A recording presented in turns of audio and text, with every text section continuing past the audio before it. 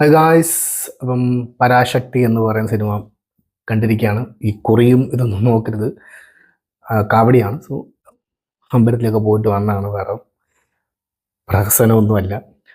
Okay, അപ്പം പടത്തിലേക്ക് വന്നു കഴിഞ്ഞാൽ ഒട്ടും കിട്ടില്ല പടം. എനിക്ക് ഒരുപാട് ഇഷ്ടപ്പെട്ടു. ഓരോ ഫ്രെയിം ബൈ ഫ്രെയിം ഞാനത് ഭയങ്കരമായിട്ട് ഞാൻ എൻജോയ് ചെയ്തു. എന്ത് മേക്കിംഗ് ആണ് ഇത് കാണിച്ചു വെച്ചിരിക്കുന്നത്. കിട്ടില്ല മേക്കിംഗ് ആയിരുന്നു. Sudha Kongara brilliant director. ഒന്നാമത്തെ കാര്യം, ഈ പുള്ളിക്കാരി ബാല ഡയറക്ടറിൻ്റെ അസിസ്റ്റൻ്റായിട്ട് വർക്ക് ചെയ്തിട്ടുണ്ട്. അതിൻ്റെ എല്ലാ സാധനവും നമുക്ക് ആ ഫ്രെയിമിൽ, അല്ലെങ്കിൽ ആ ഒരു ഓരോ ആക്ടേഴ്സിൻ്റെ കണ്ണിൽ നമുക്ക് കാണാൻ പറ്റും. ബാല എന്ന് പറഞ്ഞ ഒരു ലെജൻഡ് ഡയറക്ടറാണ്. അപ്പോൾ ആ പുള്ളിക്കാരെന്ന് വെച്ച് കഴിഞ്ഞാൽ ഓരോ സീൻസും റിയലിസ്റ്റിക് ആയിട്ട് എങ്ങനെ എടുക്കാൻ പറ്റും, ചവിട്ടായാലും ഇടിയായാലും തൊഴിയായാലും അങ്ങനെ റിയൽ ആയിട്ട് ചെയ്യുള്ളൂ. അപ്പോൾ ആ ഒരു അസിസ്റ്റൻ്റെ കൂടെ വർക്ക് ചെയ്ത ഒരു എക്സ്പീരിയൻസ് ഈ പുള്ളിക്കാർക്ക് 100% അത് കിട്ടിയിട്ടുണ്ട്.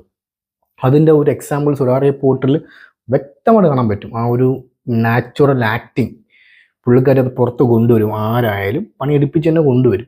അതിൻ്റെ റിസൾട്ട് ഇതിൽ ശിവകാർത്തികേയനിലും കുറേ കാണാൻ പറ്റി.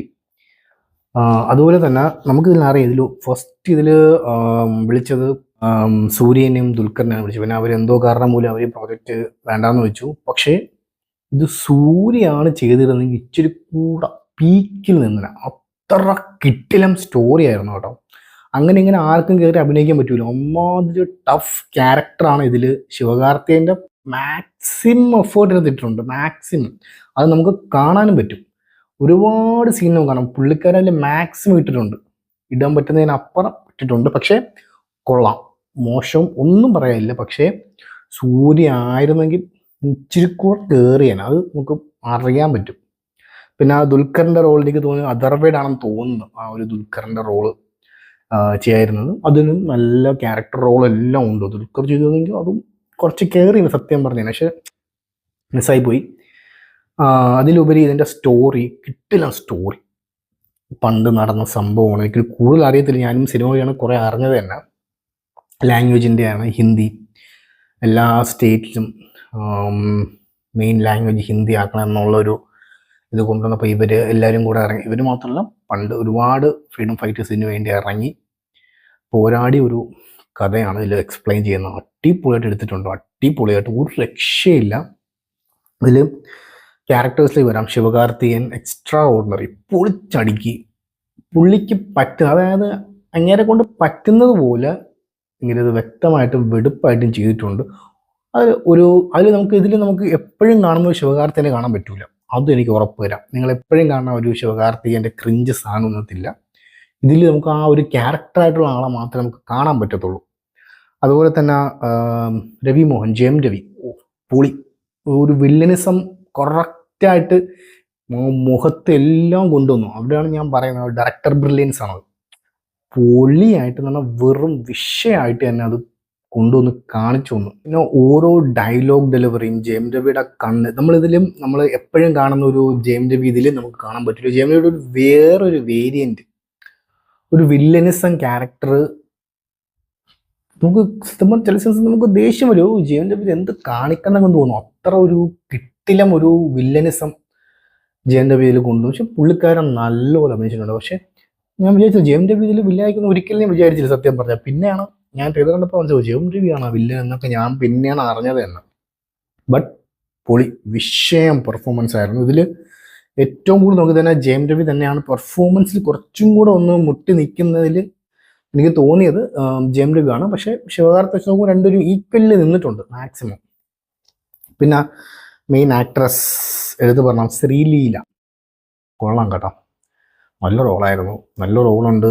ചുമ്മാ ഓവർ റൊമാൻസ് അങ്ങനത്തെ ക്രിഞ്ച് പരിപാടിയൊന്നുമില്ല. ഓരോ ക്രിഞ്ചൊക്കെ ചെയ്യുന്ന ആക്ട്രസ് ആണ് ഈ പുള്ളിക്കാർ. പക്ഷെ ഇതിൽ മാന്യമായിട്ട് നല്ല ഡീസൻ്റ് ആയിട്ട് അഭിനയിച്ചിട്ടുണ്ട് എന്ന് ഉറപ്പായിട്ടും പറയാൻ പറ്റും. അത്ര ക്ലീൻ പെർഫോമൻസ് ആയിരുന്നു പുള്ളിക്കാരിയുടെ. ഒന്നും അതിൽ മോശം പറയാൻ തന്നെ ഇല്ല. ദെൻ ക്യാമറ കിട്ടില്ല. ക്യാമറ വർക്ക് കേട്ടോ. ക്യാമറ ചെയ്തത് രവി കെ ചന്ദ്രൻ. ബ്രില്യൻറ്റ് ക്യാമറ, പൊളി. ഫ്രെയിമിൽ വച്ചിരിക്കുന്ന കാര്യങ്ങളൊക്കെ അടിപൊളി, നല്ല ഫ്രെയിമിങ്, സൈഡ് ആംഗിളും ക്ലോസും എല്ലാം പൊളിയായിട്ട് വെച്ചിട്ടുണ്ടെങ്കിൽ നൈസ് ഫ്രെയിമിങ്. അത് നമുക്ക് പടത്തിൻ്റെ ഇൻ്റർവെല്ലിൽ തന്നെ നമുക്ക് മനസ്സിലാവും. ഫ്രെയിം ഇങ്ങനെ കയറി പോകുന്നൊരു ഹൈപ്പ് പൊളി ഫ്രെയിമിംഗ് ആയിരുന്നു. അടുത്ത് വൺ ആൻഡ് ഉള്ളി നമ്മൾ ഒരു പുള്ളിക്കാരൻ ലെജൻഡാണ്. Music director GV Prakash Kumar ഒരു ലെജൻഡറി കമ്പോസറാണ്. ഏതൊക്കെ ഒരു കോമഡി ആയാലും ലവ് ഡ്രാമ എന്ത് സീൻ കൊടുത്താലും അത് പൊളിച്ച് വെടുപ്പായി കൈ തരുന്ന ആളാണ് GV പ്രകാശ് കുമാർ. ഇങ്ങനെ അറിയാണ്ട് എല്ലാവരും പോകുന്നുണ്ട്, പക്ഷെ പോളി സാധനം എന്ന് പറഞ്ഞാൽ പോളി സാധനമാണ് ഇങ്ങനെ. അതായത് ഒരു പ്യൂർ ഒരു സീനിൽ ഒരു ഗൂസ് പംസ് എത്രത്തോളം തരാൻ പറ്റും അത്രത്തോളം നമുക്ക് തരുന്ന ഒരാളാണ്. അത് അനിരുദ്ധന്റെ ഒരു കോമ്പോസിഷൻ, അത് വേറെ അതൊരു ക്ലാസിക് മാസ് സംഭവം അതൊന്നുമല്ല. ഇതെന്ന് വെച്ച് കഴിഞ്ഞാൽ ഒരു റിയലിസ്റ്റിക് മാസ്, ഒരു റിയൽ തരത്തിലൊരു മാസ് എൻട്രി കൊടുക്കും. അത് ഇന്റർവെല്ലിൽ കൊടുക്കുന്ന ഒരു BGM ഹൈപ്പ് ഹെവി സാധനം. അതിലറിയാം നമുക്ക് GV പ്രകാശ് കുമാറിന്റെ ഹൈപ്പ് ഏത് റേഞ്ചിലാണ് നിൽക്കുന്നത്. ആ ഇന്റർവെൽ സ്കോറും പിന്നെ ക്ലൈമാക്സ് സ്കോറിങ്ങും ഹെവി സാധനം, പോളി സാധനം വരുന്ന ഹെവി സ്കോറിങ് GV പ്രകാശ് കുമാറിനെ സമ്മതിച്ച് പറ്റുള്ളൂ. പിന്നെ കുറച്ച് ക്യാമിയോ റോൾസ് ഉണ്ട്, നിങ്ങൾ അറിഞ്ഞാണ്, പിന്നെ ഞാൻ പറയുന്നില്ല. ക്യാമിയോസ് ഒക്കെ പൊളിയാണ്. അവസാനം പറഞ്ഞ പോളി സാധനം അടിപൊളി ആയിരുന്നു കേട്ടോ. ഒന്നും മോശം പറയില്ല. പിന്നെ ഇതിൻ്റെ കൂടെ നമ്മുടെ ജനനായകൻ്റെ കൂടെ ജനനായകൻ കഴിഞ്ഞ അടുത്ത് ഇറങ്ങാവുന്ന സിനിമയായിരുന്നു. ഇതിന് സെൻസർ ബോർഡ് പരിമിതി കൊടുത്തു, ഇതിന് മറ്റു കൊടുത്തില്ല. അത് എന്താണെന്ന് എനിക്ക് അറിഞ്ഞൂടെ എന്തിനാണെന്ന്. നമ്മുടെ ബാലയ്യയുടെ കേസരിയുടെ റീമേക്കാണ്. അതിലെന്താണെന്നുള്ളത് ഇനി അറിയാം. 21st അടുത്ത ഹിയറിംഗ് ഉണ്ട്, അടുത്ത ആളുമ്പോൾ എന്താണെന്നുള്ള കാര്യം അറിയാം. എന്താണ് റിലീസാണത്, ഒരുപാട് കുറേ എണ്ണം അതിനകത്ത് എന്താണ് റീസൺ എന്നുള്ളത്. അത്രയ്ക്ക് സെൻസർ ചെയ്യാനത്ത് എന്താണ് ഇരിക്കുന്നതെന്ന് എനിക്കറിയാം. ഒന്ന് കുറച്ച് വിജയൻ എന്തൊക്കെയാണ് ചെയ്യാൻ, കുറച്ച് പൊളിറ്റിക്സിൻ്റെ ഇഷ്യൂ ഇല്ലാന്ന് അറിയണം. മേ ബി അതിൻ്റെ പൊളിറ്റിക്സിൻ്റെ ഇഷ്യൂ ആയിരിക്കും. എന്തെങ്കിലുമൊക്കെ പാർട്ടീനെ പറ്റി എന്തെങ്കിലുമൊക്കെ അങ്ങോട്ടും ഇങ്ങോട്ടും എന്തെങ്കിലുമൊക്കെ പറഞ്ഞാണ്, അതിൻ്റെ എന്തെങ്കിലുമൊക്കെ ആയിരിക്കും. എനിക്ക് തോന്നുന്നു 20-25 സീൻസ് കട്ട് ചെയ്യണമെന്ന് പറയുന്നത്. അതുപോലെ തന്നെ ഈ പടത്തിലും കുറേ സീൻസ് മ്യൂട്ട് ചെയ്തിട്ടുണ്ട് കേട്ടോ. ഒരുപാട് സീൻസ് ഇതിൽ മ്യൂട്ട് ചെയ്തിട്ടുണ്ട്, എടുത്ത് പറയാൻ വിട്ടുപോയി.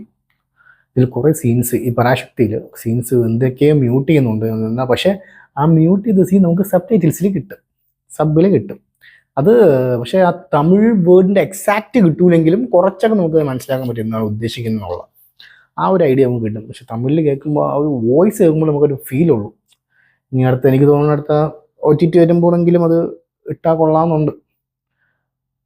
എന്തായാലും നമുക്ക് നോക്കാം. ബട്ട് പടം വാസ് പൊളി, പക്കാ തിയേറ്റർ എക്സ്പീരിയൻസ് മൂവിയാണ്. എനിക്ക് വേറെ ഒന്നും പറയാല്ല, പോയി കാണേണ്ട തിയേറ്ററിൽ കിട്ടിലും പടം.